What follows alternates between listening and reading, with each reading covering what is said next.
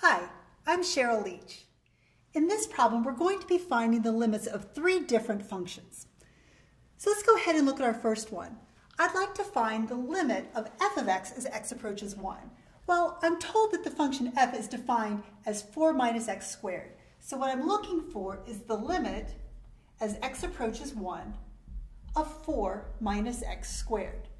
Now, notice that 4 minus x squared is a polynomial. And I know from my limit laws that I can just plug in 1 into my function because the limit of my function is the same thing as the function value at 1. So I'm going to have 4 minus 1 squared, or in other words, 3. Okay, that was easy enough. Let's try the next one. The next one, I want to take the limit of g of x as x approaches 3 this time. And I notice that my function g is a radical.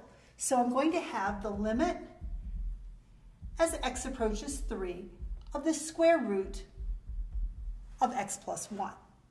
Now we also have a limit law that talks about how you find the limits of radical expressions. And as long as the function is defined at 3, you can go ahead and just do a direct substitution. So again, in this case, we're going to have the square root of 3 plus 1, or in other words, the square root of 4, which is equal to 2. Okay, my third function. My third function is a composite function. I'm going to be composing the functions f and g. Right? I'm actually going to do this problem in two different ways.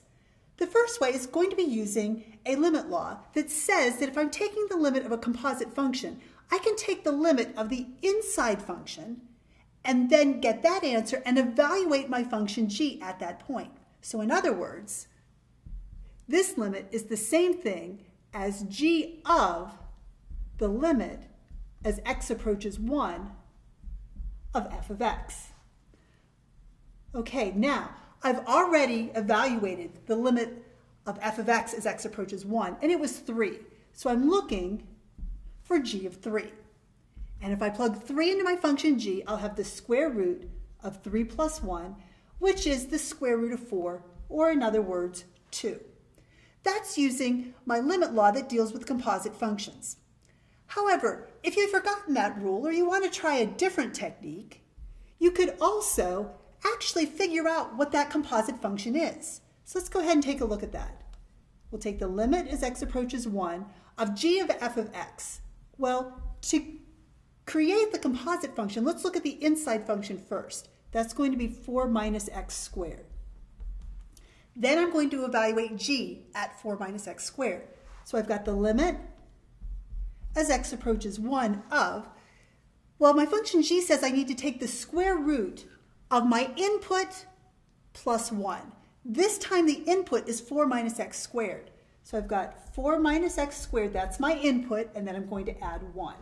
So this simplifies to the limit as x approaches 1 of the square root of 5 minus x squared, which again is a radical expression. So as long as the function is defined at 1, I should be able to just use a direct substitution. And let's see what happens when I do that. I get the square root of 5 minus 1 squared, which is the square root of 4, which is 2. And notice, I got the same answer either way. Both ways are correct, but that first method was kind of nice because I didn't actually have to go through the process of finding what g of f was. I could evaluate the limit right from the beginning. I hope this was helpful. Thanks.